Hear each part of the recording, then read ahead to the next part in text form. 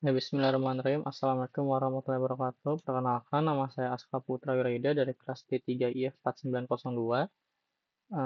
Di sini saya akan jelasin terkait jurnal 2. Jadi terkait sebuah eh, apa data terkait ATK dan BEG, yang dimana dalam ATK ini ada dua kelas A dan B, yang BEG ada C.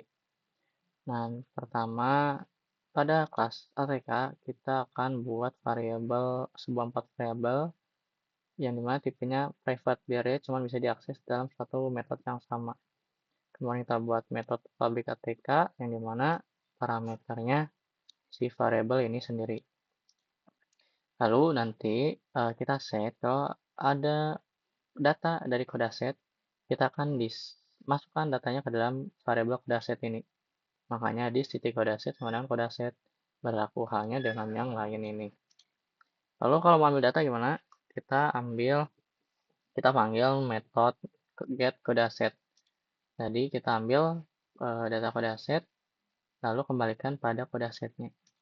Lalu untuk eh, mengecek, nah ini gunanya kode ini untuk mengecek apakah nanti kalau ada data yang diubah atau dihapus, dia memang benar data yang diminta.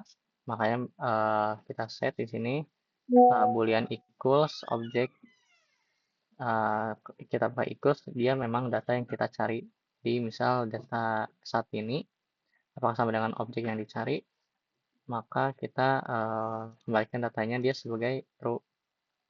Kalau objek yang kita cari sama dengan null, maka kita ambil kelasnya tidak sama dengan objek yang kita mau, yang kita objek yang sama dengan dari data get class ini, maka kita set pengembaliannya sebagai false. Lalu pada kita set juga kalau kedua kondisi ini sudah memenuhi, maka pada data lainnya kita set dia ATK sebagai objek. Maka kita kembalikan datanya kode aset memang data yang sebenarnya dari uh, variable other dan kode aset. Lalu ini kita buat objek to string, biar kita tarik dia ke dalam string. Kita kembalikan datanya seperti ini. Lalu di sini ada override, biar dia bisa menimpa objek si toString ini, biar dia bisa menampilkan di atasnya gitu. Dan juga kalau ini membuat integer compare to, ini untuk membandingkan si datanya, si ATK. Misal dalam data saat ini di kode aset, kita akan bandingkan dalam si ATK no O, si data dalam ATK O titik kode aset gitu.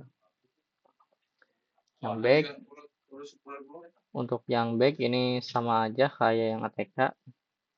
Lalu lanjut ke inventory list. Di sini kita panggil objek atau kelas atau objek dari Java sendiri. Lalu kita set ini, panggil inventory list, kita set. Nah, kita set dia sebagai tipe, menerima semua tipe data. Lalu untuk kita list ini kita set sebagai private. Kemudian kita panggil objek inventory listnya, dia misal list sama dengan new array list. Kita set dia list nanti sebagai objek, lalu kita panggil atau kita tambah, kalau kita mau tambahin data, kita buat sebuah metode public void add data, yang dimana dalam datanya bisa menerima sebuah tipe data dalam data. Misal di sini list titik add, maka si data dalam list ini akan ditambah dalam data. Yang remove juga sama, yang membedakan dia cuma menghapus aja. Yang edit data kita set dia sebagai data, parameter data lama dan data baru. Dimana misal kita ambil dari index of, makanya kita ambil dari indeksnya. Misal integer index sama dengan data dari list, kita panggil dari indeks seberapa dalam data yang lama. Kemudian kalau sudah, kita eh, bandingkan apakah indeks yang tidak dicari itu tidak sama dengan -1. Kalau tidak, kita lalu tambahin list set indeks seberapa dan tambahin data barunya. Lalu kita kita panggil